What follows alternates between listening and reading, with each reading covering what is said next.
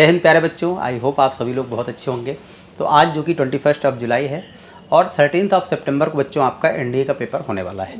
तो लास्ट जो आपके 55 डेज लगभग बचे हुए हैं उसमें आप क्या क्या कर सकते हैं और आपने जो प्रिपरेशन की हुई है उसको आप और ज़्यादा से ज़्यादा पुख्ता कैसे बना सकते हैं।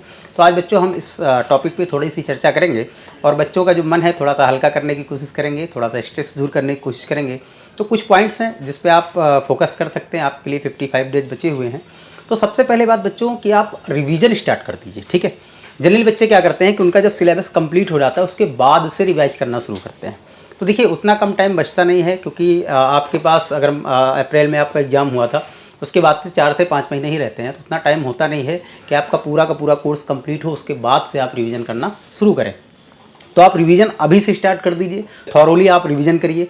आपने जो भी मैथमेटिक्स में जितना भी पोर्शन कंप्लीट किया है, चाहे वो मैथ्स हो, साइंस हो, इंग्लिश हो, जितना भी कंप्लीट हुआ है, नहीं भी कंप्लीट हुआ है आपका पूरा का पूरा सिलेबस, तो भी आप अभी से ही रिवीजन करना शुरू कर दीजिए।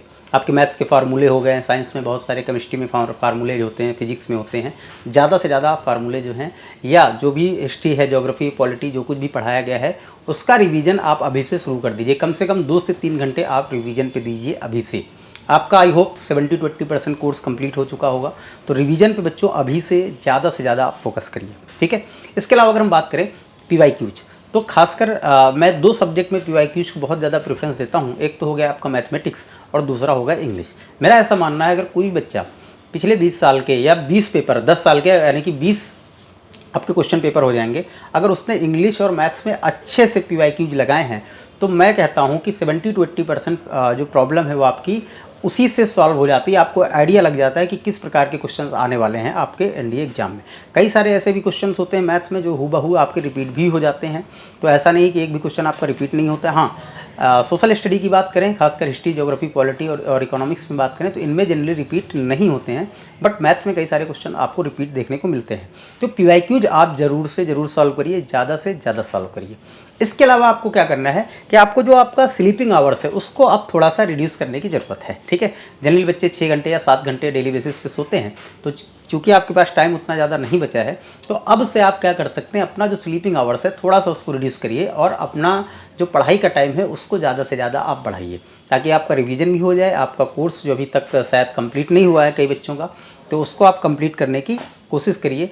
इन 3 फैक्टर्स पे आपको ध्यान देना है। एक और सबसे इम्पॉर्टेंट फैक्टर है जो कि मैं आपको बताना चाहूँगा कि कोशिश करिए खासकर मैथमेटिक्स के सेगमेंट में कि आप 2.5 आवर्स में पूरा का पूरा जो आपका पेपर है उसको सॉल्व करने की कोशिश करिए, ठीक है। ये जनरली बच्चे मिस कर जाते हैं, बहुत सारा वो मॉक पेपर लगा जाते हैं, PYQs लगा जाते हैं, सारा कुछ कर जाते हैं, लेकिन 2.5 आवर्स में क्वेश्चंस को अटेम्प्ट करने की जो प्रैक्टिस है वो नहीं करते हैं, जो कि सबसे ज़्यादा इंपॉर्टेंट है। क्योंकि रियल जब आप एनडीए एग्जाम बैठेंगे, रिटन एग्जाम में, तो आपके पास जो टाइमिंग होगी वो 2.5 आवर्स से ही होगी, इससे ज़्यादा नहीं होगी। इसके अलावा अगर जिन बच्चों ने करंट अफेयर्स, देखिए जनरली बच्चे करंट अफेयर्स की अगर मैं बात करूं तो 2 तरीके से पढ़ते हैं।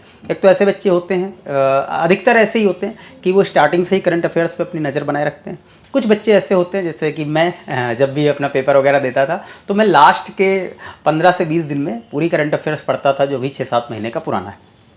तो अगर आप मेरी कैटेगरी में आते हैं तो फिर मैं आपको यही सजेस्ट करूंगा कि करंट अफेयर्स जो है पढ़ना स्टार्ट कर दीजिए। अगर आप मैगजीन से पढ़ते हैं तो खासकर जनरली अगर मैं एनडीए की बात करूं तो प्रतियोगिता दर्पण जो मैगजीन एक आती है वो काफ़ी अच्छी होती है, तो प्रतियोगिता दर्पण से आप पढ़ सकते हैं। अगर आपने मंथली खरीद रखी है तो उसको आप जो है अभी से पढ़ना शुरू कर दीजिए। 1 से 1.5 घंटे आपको उस पर टाइम देना है, लास्ट के भरोसे कुछ भी नहीं छोड़ना है।